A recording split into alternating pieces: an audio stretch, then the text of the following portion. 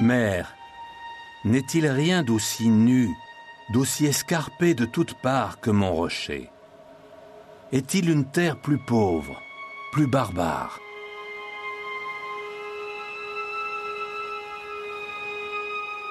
Au milieu du 1er siècle après Jésus-Christ, un homme du nom de Sénèque est contraint à l'exil pour avoir offensé l'empereur de Rome. Son bannissement rappelle que bien souvent, la déchéance succède au pouvoir. Mais il n'est pas le seul à vivre une telle épreuve. Comme il l'écrit, l'exil est tout sauf une goutte d'eau dans la mer de la tourmente humaine. À cette époque, personne n'est à l'abri des abus du pouvoir impérial. Les caprices de l'empereur ont force de loi. Une loi parfois cruelle, particulièrement sous Néron. Au cours de son règne tumultueux, Rome est ravagée par un terrible incendie.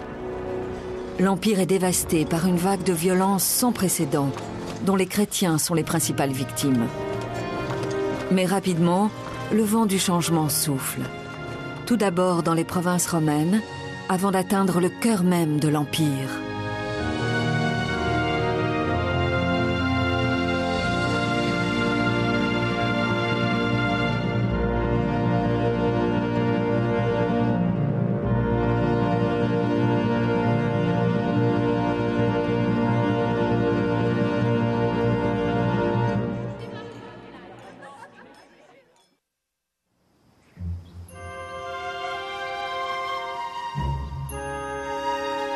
Dans sa jeunesse, Claude essaya d'écrire une histoire. La première lecture publique qu'il en fit fut pour lui une épreuve. En effet, au début de la lecture, un homme corpulent brisa un banc en s'asseyant,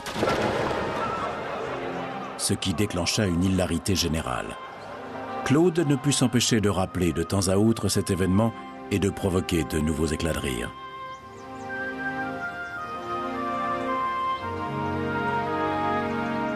Il y a 2000 ans, un biographe décrit un empire dirigé par un homme atypique. Son nom, Claude.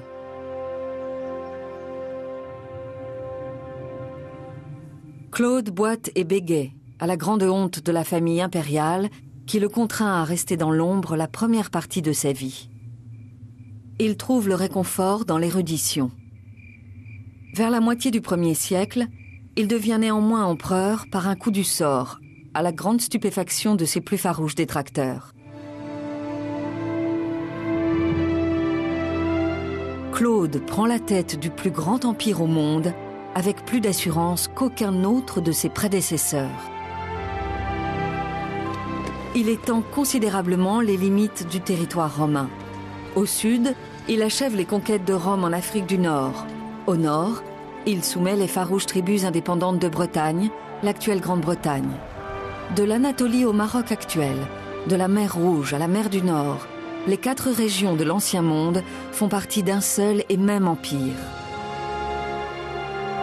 Mais Claude ne se contente pas d'étendre l'empire. Il promulgue des lois protégeant les esclaves malades et permettant aux habitants des territoires conquis de devenir citoyens romains et même membres du Sénat. J'aime Claude. J'aime Claude parce que c'est un battant. Je ne l'admire pas uniquement pour sa jeunesse difficile, sa maladie, sa démarche ou son défaut d'élocution. Mais lorsqu'il accède au pouvoir, il est très humain envers les esclaves. Il se soucie des peuples de l'Empire et se comporte de manière remarquable pour un homme dont on pensait qu'il n'avait pas la moindre chance d'atteindre le trône impérial.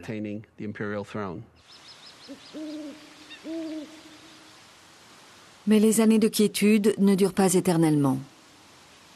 L'Empire lui-même est victime de l'autorité impériale. Malgré son pouvoir, Claude est un homme fragile. Sa vie est ponctuée de complots et de trahisons. La quasi-totalité de sa famille a été assassinée par des ennemis politiques. Lui-même a fait exécuter sa femme infidèle, et en 49 après Jésus-Christ, Claude est à la recherche d'une nouvelle épouse.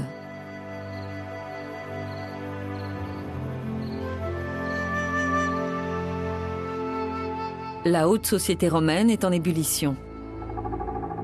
De nombreuses familles cherchent à unir leur lignée avec celle de l'empereur. Tandis que les projets vont bon train, Claude hésite et exacerbe les tensions. Il finit par prendre une décision qui stupéfait Rome, en choisissant pour épouse sa propre nièce, une femme opiniâtre à l'ambition affirmée. Son nom, Agrippine. Tacite, historien romain du 1er siècle, l'a décrit dans ses annales. Dès ce moment, l'Empire changea. Tous devaient obéir à cette femme qui ne se comportait pas de manière futile. Agrippine affichait publiquement un visage sévère et souvent hautain. Son tempérament était celui d'un homme.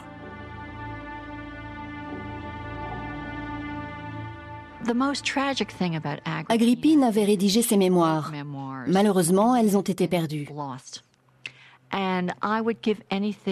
Je donnerais tout pour connaître sa version de l'histoire. Nous ne disposons que de peu d'informations concernant les femmes romaines. C'est frustrant. Nous n'aurions peut-être pas appris beaucoup plus de choses sur elle, mais ça aurait été passionnant d'avoir son témoignage.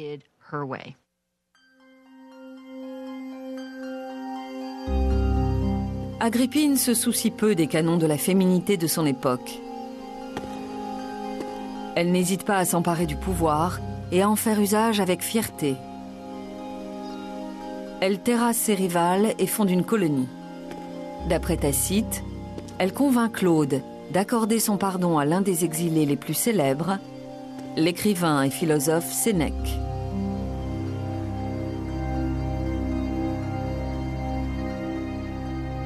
Agrippine, ne voulant pas seulement être connue pour de mauvaises actions, obtint le retour d'exil de Sénèque, persuadée que cet acte serait unanimement applaudi et bien aise que son jeune fils grandisse auprès d'un tel maître. Le fils en question n'est autre que Néron, un garçon de 12 ans né d'un précédent mariage, encore simple pion dans la quête du pouvoir absolu d'Agrippine. Autre pion, Sénèque, trop heureux d'entrevoir la fin de son exil.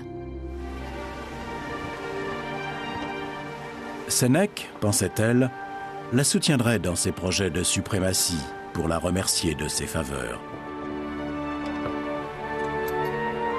De retour dans la capitale et dans l'arène politique, Sénèque se retrouve face à un véritable dilemme. Le philosophe n'a eu de cesse au cours de sa vie de mépriser le luxe et le pouvoir, et de condamner le recul des valeurs morales. Mais il est redevable à Agrippine et pétri d'ambition. Après une décennie passée dans l'ombre, il peut de nouveau exercer son influence et jouir des plaisirs de Rome. Voyez toute cette population. Toutes les demeures de Rome suffisent à peine à la loger. Ils viennent du monde entier. Les uns par ambition, les autres par devoir pour occuper une charge publique. Certains s'y rendent par goût pour les beaux-arts ou pour les spectacles. Celui-ci vient y vendre sa beauté, celui-là son éloquence.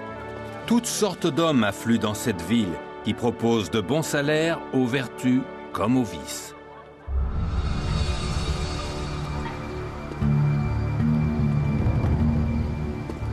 Au palais impérial, Sénèque côtoie plus de vices que de vertus. Après être parvenu à s'unir avec Claude, Agrippine a fomenté un complot machiavélique.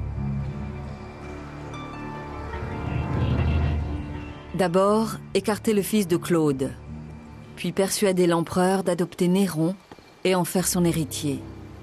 Une fois la succession assurée, Agrippine doit affronter un dernier obstacle, son époux. Agrippine, dont le crime était prévu depuis longtemps, saisit avidement l'occasion. Le choix du poison l'embarrassait un peu. Elle fit appel à une spécialiste en cet art détestable.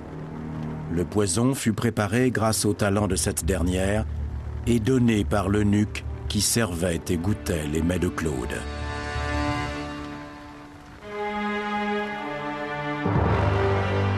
Claude s'effondre à l'article de la mort mais parvient à reprendre quelque peu ses esprits. Prise de panique, Agrippine entraîne le médecin personnel de l'empereur dans son forfait. Feignant d'aider l'empereur à régurgiter une nourriture prétendument avariée, celui-ci enfonce une plume empoisonnée dans la gorge de Claude. Le drame inspirera à Tacite la réflexion suivante. S'il y a du péril à organiser les plus grands attentats, on gagne à les consommer. Claude Ier, empereur de Rome, ne survivra pas. Quelques heures plus tard, les portes du palais sont ouvertes et le fils d'Agrippine proclamé empereur. Sénèque se retrouve engagé dans une voie qui va à l'encontre de ses plus profondes convictions. Le règne de Néron vient de débuter.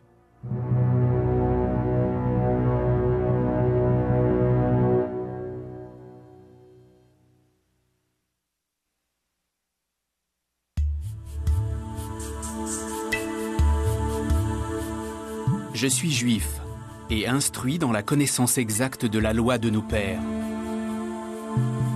Dans la province romaine de Judée, sous le règne de l'empereur Claude, un jeune juif du nom de Saül est en proie à de cruels dilemmes. Il est à la recherche d'hérétiques, membres d'une minuscule secte appelée les disciples de Jésus. Il a pour but de les anéantir. C'est ce que j'ai fait à Jérusalem. J'ai jeté en prison plusieurs de ses disciples. Et quand on les condamnait à mort, je joignais mon suffrage à celui des autres. Dans mes excès de fureur contre eux, je les persécutais même jusque dans les villes étrangères. Alors qu'il parcourt la route qui relie Jérusalem à Damas, l'existence de Saül va connaître un tournant décisif. Un changement qui modifiera par la même occasion l'avenir de sa province troublée, celui de Rome et d'une religion. Vers midi, une grande lumière venant du ciel resplendit autour de moi.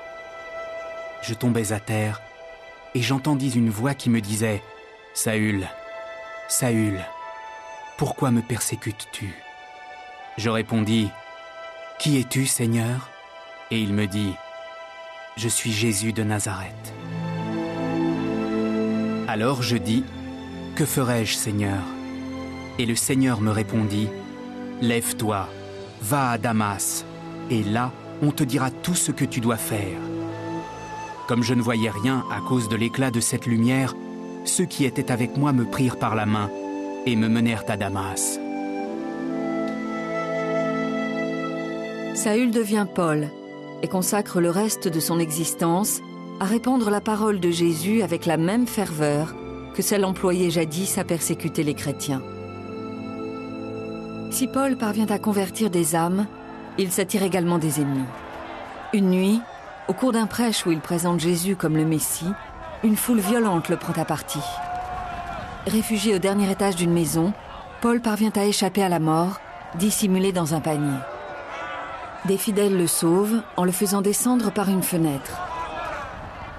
Une échappée belle qui en préfigure de nombreuses autres.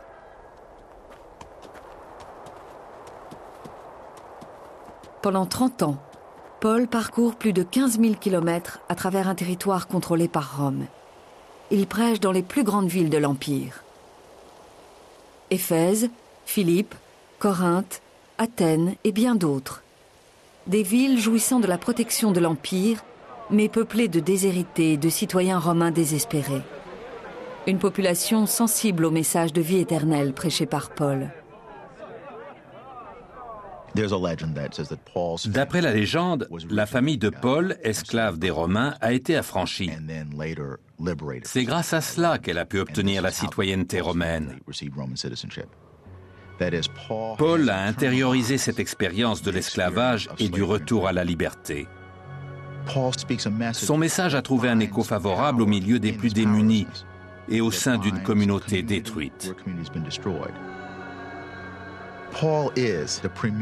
Paul est le premier à s'adresser au laissé-pour-compte de l'Empire romain.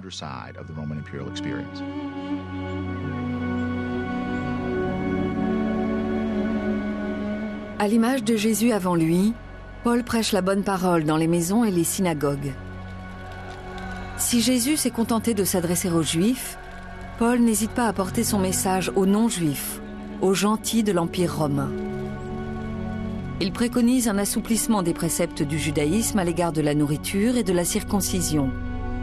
C'est un changement radical dans la tradition juive et un élément clé dans la diffusion de cette nouvelle religion. Le fait que Paul souhaitait ardemment s'adresser aux gentils sans exiger d'eux d'être circoncis, ni de suivre la loi hébraïque concernant la nourriture, s'est avéré sans aucun doute d'une importance cruciale. Le christianisme pouvait alors se développer indépendamment du judaïsme. À l'époque de Paul, il est encore une ramification du judaïsme. Le rejet des lois ancestrales par Paul horrifie de nombreux juifs, disciples de Jésus. Mais Paul demeure inflexible. Après avoir quitté la Galatie, en Asie mineure, il apprend que ses disciples ont changé d'avis et prônent la circoncision des convertis. Il manifeste son courroux dans une missive enflammée. Ô Galates sans intelligence, qui vous a ensorcelé? Qu'ils aillent jusqu'à la mutilation ceux qui bouleversent vos âmes. Votre course partait bien? Qui a entravé votre élan de soumission à la vérité? C'est moi, Paul, qui vous le dis. Si vous vous faites circoncire, le Christ ne vous servira à rien. En effet, pour Jésus-Christ, ce qui compte n'est pas d'être circoncis ou non, c'est de témoigner sa foi à travers la charité. Paul était un homme passionné aux convictions profondes. Il manifestait un réel intérêt pour ceux auxquels il écrivait. Ils sont toute sa vie, il prend ça très au sérieux. La passion et l'émotion suscitées par ces relations qu'il entretient à distance se ressentent dans ses lettres. Selon la tradition, Paul retourne à Jérusalem dans l'intention d'imposer ses idées. Il est emprisonné pour avoir provoqué une émeute en faisant pénétrer dans le temple un homme non circoncis. Après avoir révélé sa citoyenneté romaine, il est renvoyé à Rome. Lors du voyage, son navire fait naufrage. 3 fois j'ai fait naufrage. 5 fois j'ai reçu des Juifs 40 coups moins 1. 1 fois j'ai été lapidé. Fréquemment, j'ai été menacé par des brigands, par ceux de ma nation et par des faux frères. J'ai été exposé à la faim et à la soif et à des jeûnes nombreux. Et sans parler d'autre chose, chaque jour je suis assailli par les soucis que me donnent toutes les églises.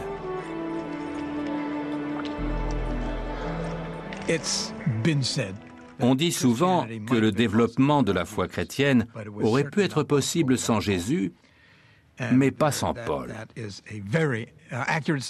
Ce n'est pas faux, parce que Paul a prêché son message aux 4 coins de l'Empire, de la Palestine jusqu'à Rome.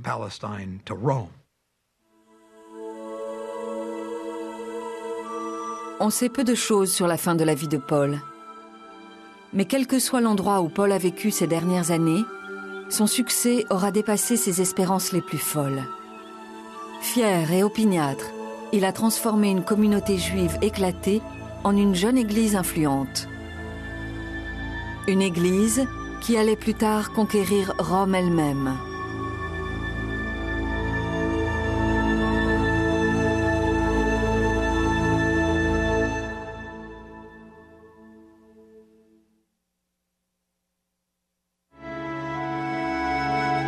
Voici un adage. Autant de valets, autant d'ennemis. Nous ne les avons pas pour ennemis, nous les faisons tels. L'homme abuse de l'homme comme d'une bête de charge. Alors que nous sommes accoudés sur nos lits de festin, l'un essuie les crachats des convives, l'autre éponge à genoux les dégoûtants résultats de l'ivresse. Voici ma doctrine en 2 mots. Sois avec ton inférieur comme tu voudrais que ton supérieur soit avec toi. Sénèque, le nouveau tuteur de Néron, a consacré une grande partie de sa vie à la réflexion sur l'éthique. C'est un adepte de la philosophie stoïcienne. À une époque où l'esclavage fait partie intégrante de la société, les stoïciens défendent l'idée d'une humanité universelle, de fraternité entre les hommes, des concepts précurseurs du dogme chrétien. Ils rejettent le luxe ostentatoire. Face au pouvoir absolu de l'empereur, les stoïciens empruntent un chemin oscillant entre intégrité et hypocrisie. Sénèque est le stoïcien le plus influent de son époque. Le principal enseignement du stoïcisme est d'accepter son sort et d'assumer le rôle désigné par le destin. Et celui de Sénèque était de participer au pouvoir. Néron n'a que 16 ans lorsque Sénèque devient son conseiller. Son accession au trône impérial est maculée de sang. Le rôle du philosophe consiste à faire de cet enfant fougueux, issu d'une famille avide de pouvoir, un souverain apprécié. Tous les espoirs lui sont permis. Le jeune homme est doté d'une nature sensible. Féru de théâtre et de musique, Néron voue également une passion pour les courses de chars, spectacle préféré du peuple, comme le décrit le biographe romain Suétone. Dès sa plus tendre enfance, il aima passionnément les chevaux. Au début de son règne, il jouait tous les jours avec des quadriges d'ivoire. Bientôt, Néron voulut conduire lui-même les chars. Après avoir fait son apprentissage devant ses esclaves, il se montra dans le grand cirque.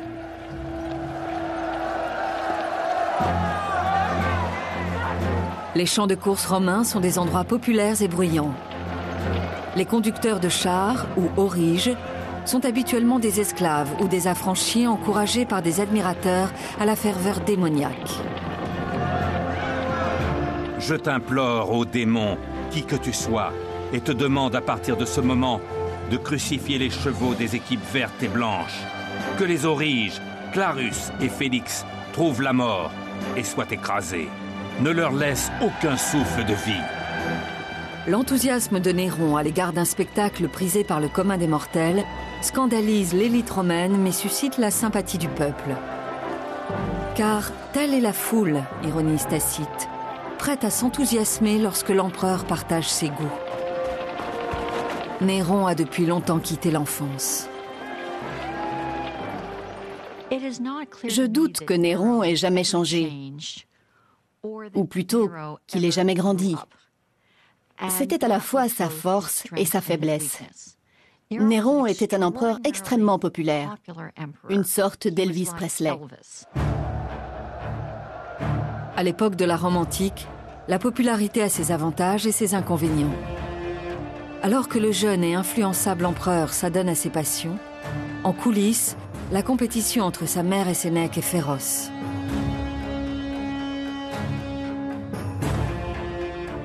Si son tuteur exerce une influence discrète, Agrippine est plus soucieuse des mœurs de son enfant. Elle lui rapporte des rumeurs selon lesquelles son fils séduirait des femmes mariées et des jeunes garçons et aurait épousé un esclave qui l'aurait fait castrer. Et bien plus encore, à en croire Suétone. Au crépuscule, il se coiffait d'un bonnet ou d'un chapeau, fréquentait les tavernes, parcourait en folâtrant tous les quartiers de la ville et y faisait beaucoup de dégâts. En effet, il attaquait les gens qui revenaient de souper, les blessait quand ils opposaient la moindre résistance et les précipitait dans les égouts.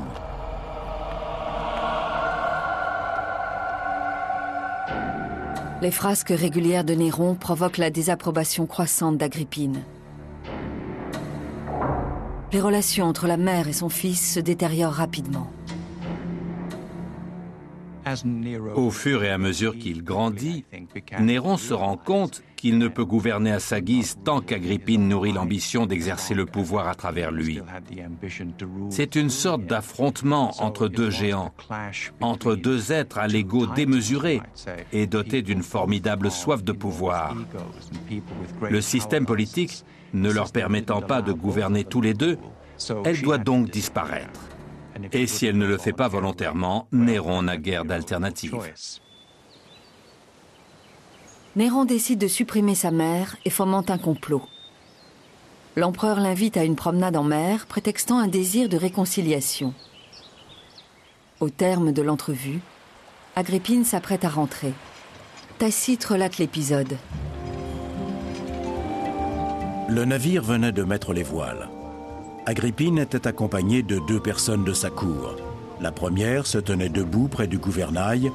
La seconde, appuyée sur le pied du lit où reposait sa maîtresse, commentait avec joie le repentir du fils et le crédit recouvré par la mère. Tout à coup, à un signal donné, le plafond de la chambre s'écroula sous une charge énorme de plomb. Le valet d'Agrippine, écrasé, resta sans vie. Par chance, Agrippine fut sauvée par les côtés du lit qui avait résisté au poids.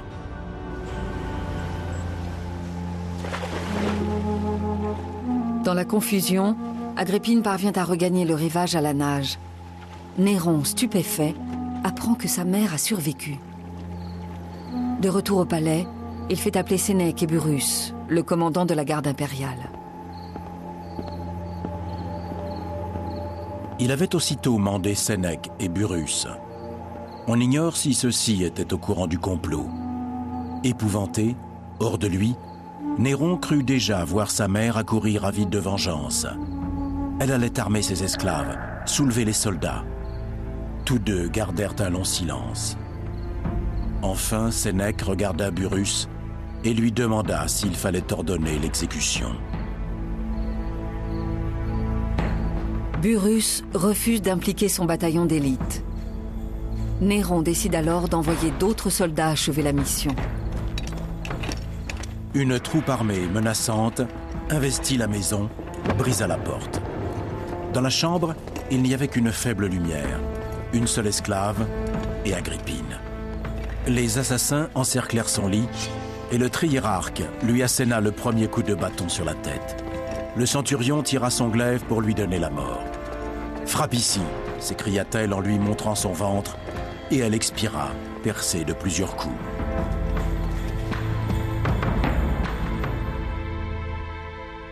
Rome est sous le choc. Le matricide compte parmi les pires crimes qu'un Romain puisse commettre. Néron informe solennellement le Sénat qu'Agrippine a ourdi un complot pour renverser son propre fils. L'explication est bien évidemment une pure invention, dont Sénèque est l'auteur dans le but de justifier les agissements de son protégé. Le philosophe féru de morale est de plus en plus mêlé aux violences impériales.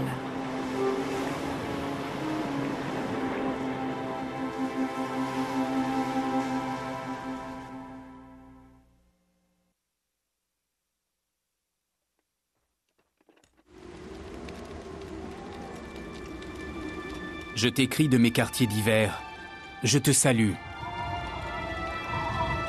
La Bretagne, l'actuelle Grande-Bretagne, constitue la limite nord de l'Empire romain. Pour les soldats et leurs familles, c'est une terre éloignée, hostile et peu attrayante. Je te demande de m'envoyer 6 capes de laine et 5 tuniques pour mes camarades. Des biens qu'il me faudrait au plus tôt, car je viens d'être transféré ici. Plusieurs missives, enfouies sous terre pendant plus de 2000 ans, témoignent de la nostalgie qu'éprouvent les soldats pour leur foyer et leur famille.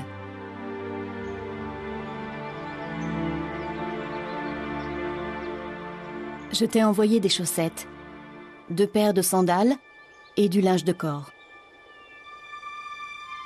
En 60 après Jésus-Christ, la Bretagne est une province romaine depuis moins de 20 ans. À l'instar des autres provinces éloignées de Rome, les routes d'approvisionnement de la Bretagne ne sont pas sûres. La province n'est contrôlée que par 3 légions et ne compte que quelques camps. Certains villages, comme Londinium, sont des villes en devenir.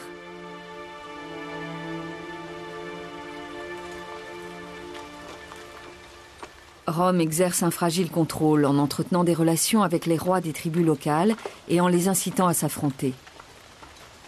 Tant que le gouverneur romain parvient à les diviser, l'armée impériale demeure la plus forte puissance de l'île.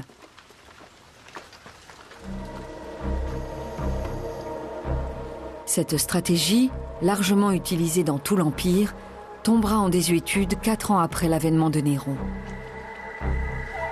La rupture se produit avec les Icénies, une tribu bretonne alliée de Rome. Avant de mourir, le roi de la tribu lègue une moitié de son territoire à ses 2 enfants et l'autre à Néron. L'historien Tacite précise. Le roi croyait que sa déférence mettrait à l'abri son royaume et sa maison. Elle eut un effet tout contraire. Sa femme Boudica fut battue avec des verges et ses filles déshonorées. Son royaume fut livré à des centurions, sa maison pillée par des esclaves comme lors d'une conquête. Quant aux parents du roi, ils furent réduits à l'esclavage.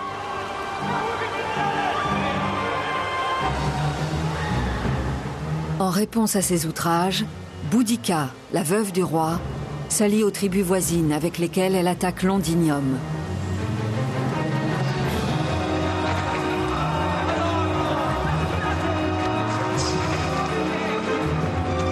Les tribus bretonnes parviennent à mettre les légions romaines en déroute. Ce revers inattendu ne sera pas le seul. Les Romains battant en retraite, les tribus bretonnes décident de récupérer leurs terres.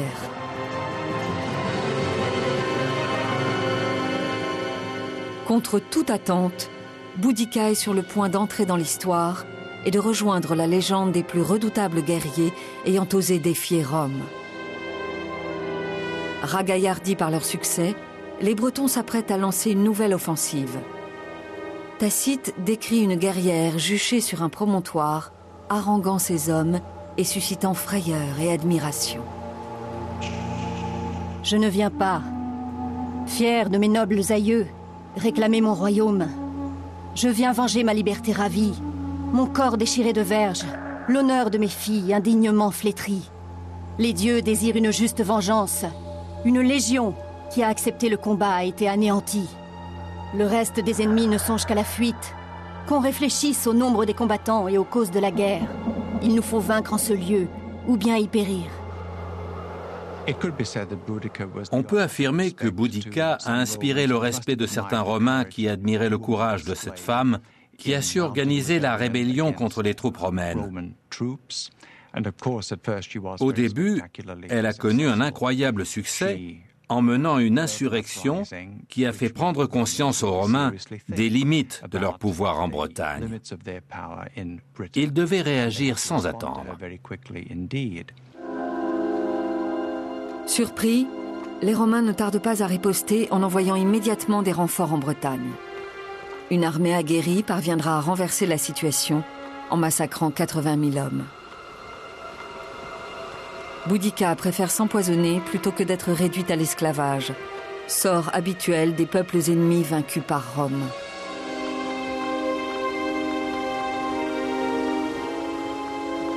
Pour Tacite, le dénouement est glorieux et comparable aux anciennes victoires de Rome. Mais l'historien n'est pas dupe. Il sait que la Pax Romana, la paix romaine, est imposée par la brutalité de la guerre et que la prospérité de la capitale est le plus souvent acquise par le sang des peuples vaincus. Désabusé, il écrit « Si Rome fait d'une terre un désert, elle dira qu'elle la pacifie. »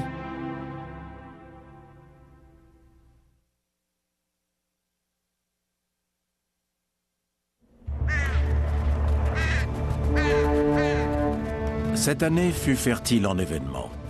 On vit des oiseaux de mauvais augure perchés sur le Capitole. De nombreux tremblements de terre firent effondrer des maisons. Les personnes les plus faibles furent écrasées par la foule. Si le calme est rétabli en Bretagne, la situation de l'Empire se dégrade rapidement, celle de Sénèque également. De nouveaux conseillers ont gagné la confiance de l'empereur et critiquent le philosophe pour son excessive richesse et son inconvenante popularité. Ils incitent vivement Néron à se débarrasser du précepteur de son enfance.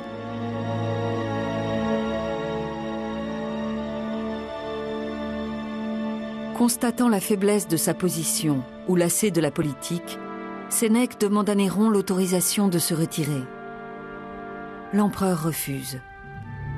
Au cours des 2 années suivantes, la vie du stoïcien devient précaire. En 64 après Jésus-Christ, un nouveau désastre se produit. Le feu prit d'abord dans les échoppes proches du cirque. Attisés par le vent et nourris par des marchandises combustibles, les flammes enveloppèrent bientôt le quartier tout entier. Le feu s'étendit sur les hauteurs, ravageant tout sur son passage, favorisé par les chemins étroits et tortueux. Les lamentations des femmes éperdues, des enfants, des vieillards, cette foule qui s'agite pour se sauver ou venir en aide à d'autres, participe à la panique.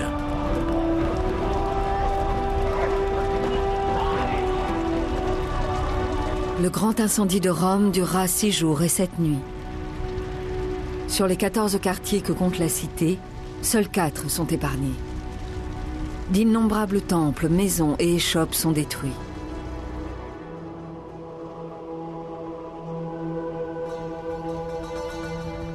Au plus fort de l'incendie, Néron contemple la ville en proie aux flammes. Il fait ouvrir les portes des bâtiments publics ainsi que celles de ses palais aux sans-abri. Mais pour Tacite, l'aide de l'empereur n'est qu'une piètre consolation. Mais cette bonne action manqua son effet. Une rumeur se répandit. Alors que Rome était en flammes, Néron était monté sur son théâtre et s'était mis à chanter. La gaieté affichée par Néron au moment où Rome brûle ne manque pas de susciter des soupçons. Pire encore, une rumeur tenace accuse l'empereur d'avoir fait déclencher l'incendie dans l'intention de construire un nouveau palais. Sa popularité est au plus bas et des pamphlets hostiles fleurissent sur les murs de la capitale. Des citoyens insolents n'hésitent pas à insulter Néron. Les soupçons quant à sa responsabilité dans l'incendie sont si répandus que l'empereur décide de faire diversion. Il trouve un bouc émissaire, une minorité religieuse récente, les chrétiens.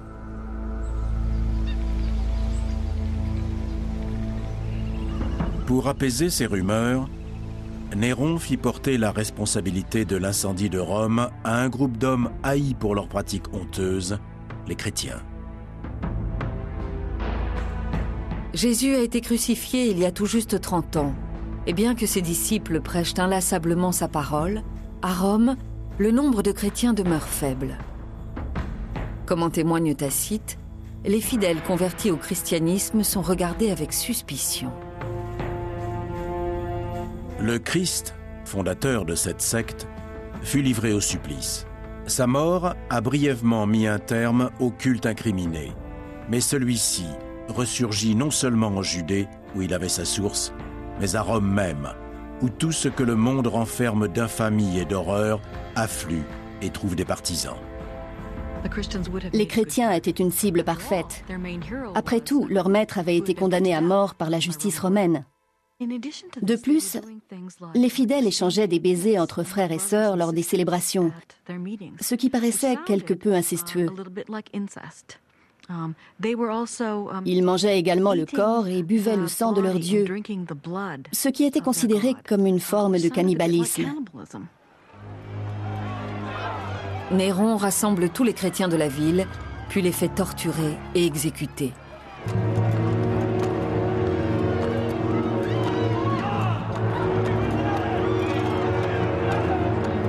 Ensuite, Néron pille l'Empire à la recherche de fonds.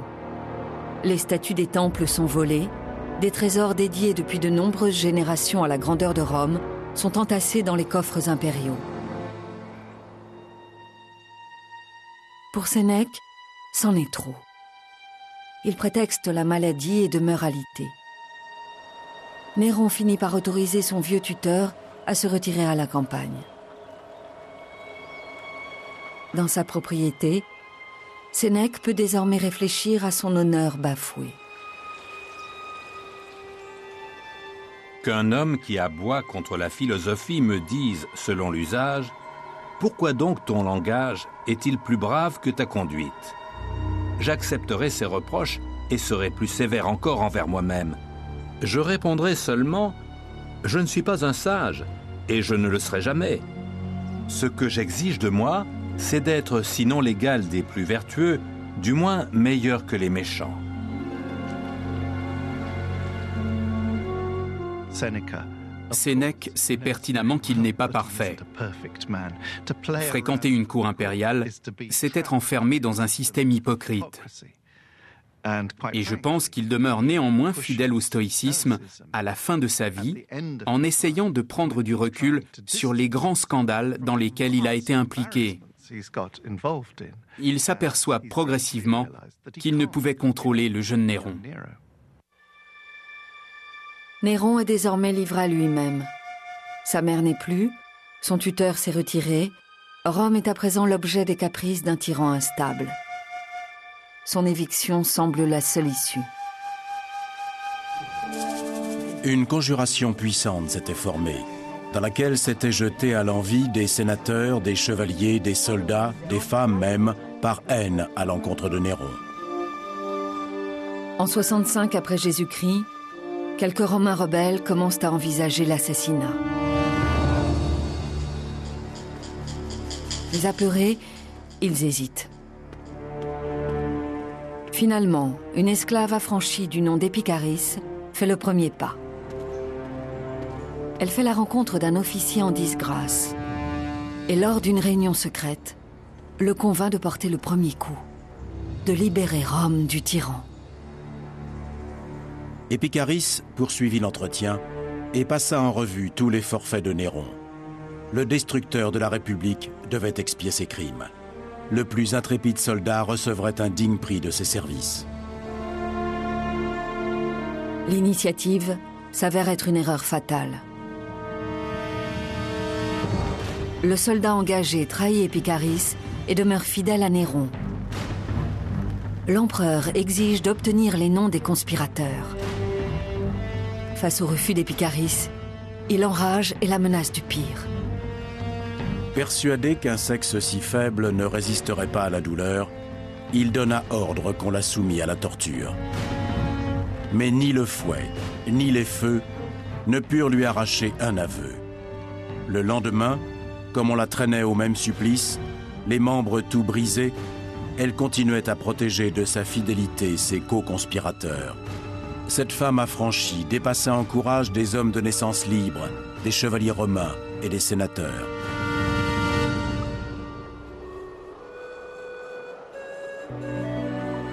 Le jour suivant, Épicharis parvient à placer sa tête à l'intérieur d'un nœud coulant et met fin à ses jours.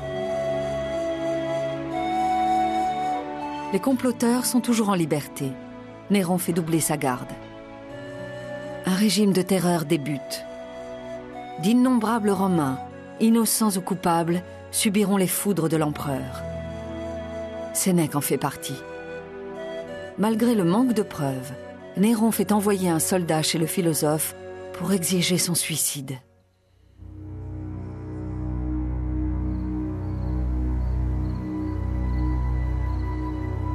Sénèque embrassa sa femme et la conjura de vivre et de modérer sa douleur.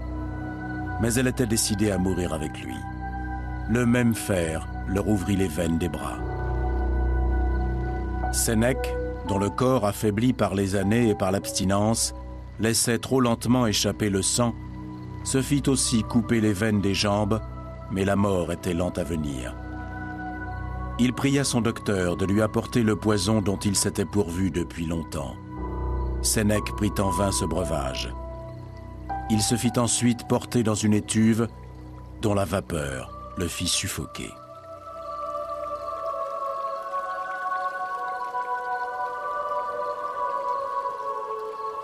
Peu de philosophes ont eu une influence aussi importante, et peu ont payé un tribut aussi lourd. Si les actes de Sénèque sont en contradiction avec ses idéaux, il espère néanmoins que l'histoire le jugera avec clémence. Il est né pour peu d'hommes, celui dont la pensée ne s'adresse qu'à son siècle. Des milliers d'années, des générations nouvelles vont te suivre. C'est là qu'il faut jeter la vue. Si la vertu amène la renommée, celle-là même n'est jamais perdue. La postérité jugera sans malice et honorera notre mémoire. Pendant que la vie de Sénèque s'échappe de ses veines, Rome est aux mains des hommes de Néron.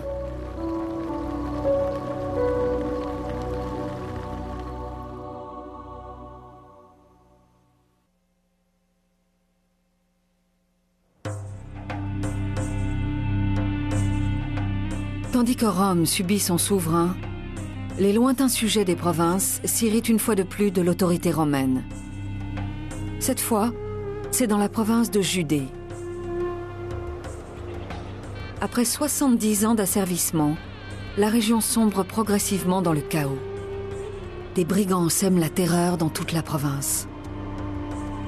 Certains juifs attaquent ceux qui collaborent avec Rome. L'historien juif Flavius Joseph craint pour sa vie. Ces brigands assassinaient en plein jour, au cœur même de la ville. Ils se mêlaient à la foule, surtout dans les fêtes, cachant sous leurs vêtements des petits poignards avec lesquels ils frappaient leurs ennemis. Chaque jour amenait son lot de meurtres et la terreur régnait sur la ville. La Judée est au bord de la révolte. L'événement déclencheur se produit en 66 après Jésus-Christ, lorsqu'une synagogue est profanée. Choqués, les Juifs se révoltent.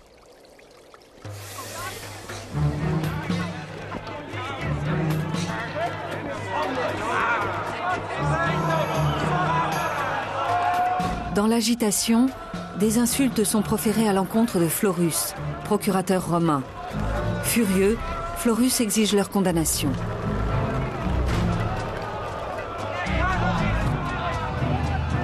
Il s'agit d'un tournant crucial dans la vie de Flavius Joseph et des Juifs qui collaborent avec Rome tout en conservant leur héritage culturel.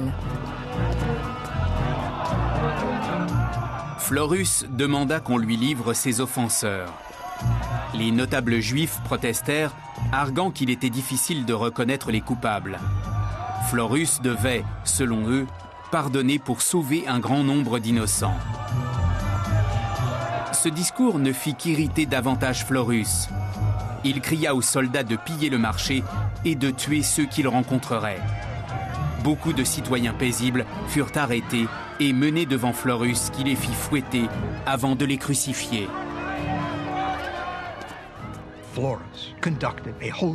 Florus ordonne un gigantesque massacre dans les rues de Jérusalem. D'une brutalité et d'une cruauté indescriptibles. Si bien que Flavius Joseph lui-même, si l'on en croit ses paroles, constate qu'il n'a pas d'autre choix que d'endosser le rôle de chef des Juifs.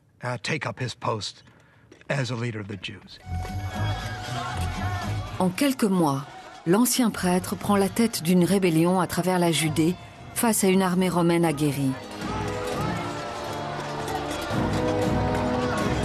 La Galilée entière fut mise à feu et à sang, écrit Joseph dans la guerre des Juifs.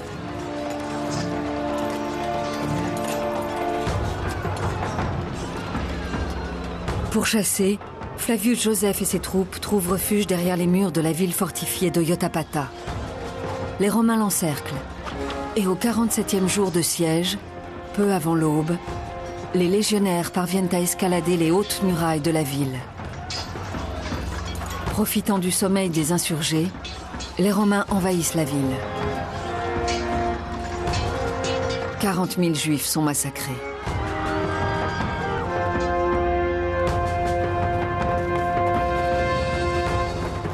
Flavius Joseph et 40 de ses hommes parviennent à s'enfuir jusqu'à une grotte cachée. Ne pouvant s'échapper, ils choisissent de se donner la mort plutôt que de se rendre.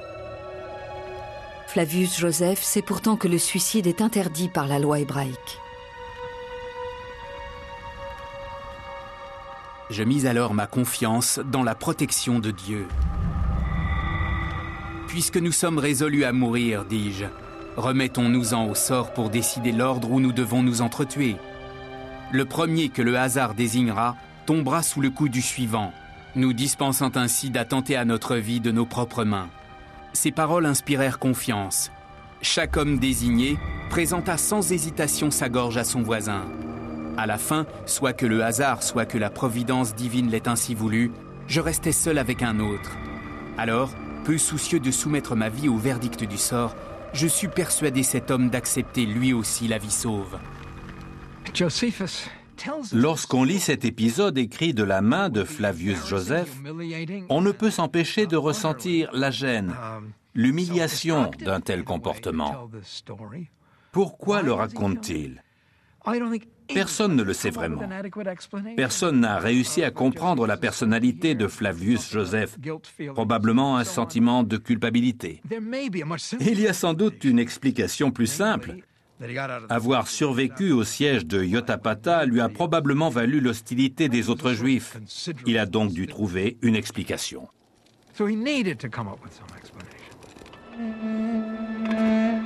Après avoir quitté la grotte, Flavius Joseph est conduit devant Vespasien, le général romain victorieux. Il est persuadé d'encourir la mort ou la servitude.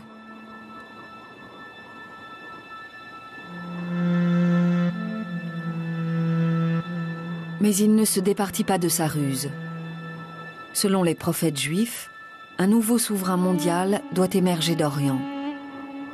Pour Flavius Joseph, cet homme, c'est Vespasien. Perplexe, le général romain lui laisse la vie sauve. Mais tandis que les légions romaines s'apprêtent à lancer l'offensive finale, à Rome, des événements mettent un terme brutal à l'opération. Selon le biographe de Néron, le règne de terreur de l'empereur est allé trop loin. Nous sommes en 68 après Jésus-Christ, et la prédiction de Flavius Joseph se vérifie. Néron perd le contrôle.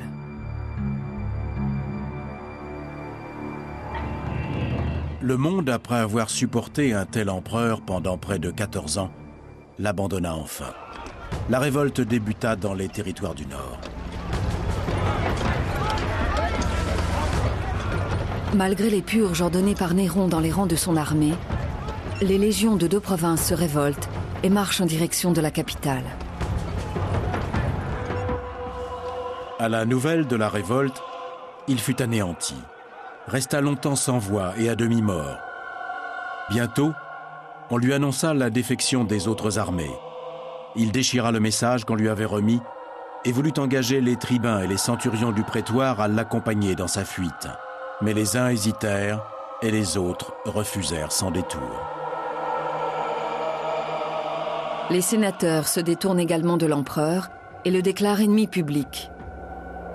Désormais, tous ont le droit de le tuer en toute impunité. Terrifié, Néron s'enfuit à la campagne avec quelques fidèles esclaves.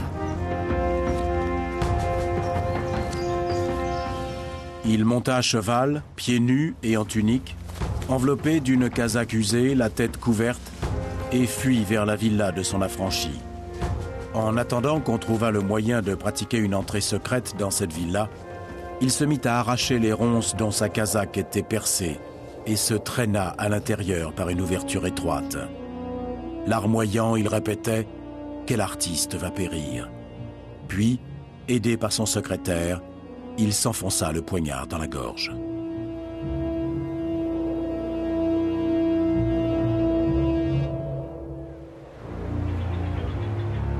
La dynastie des Augustes vient de s'éteindre.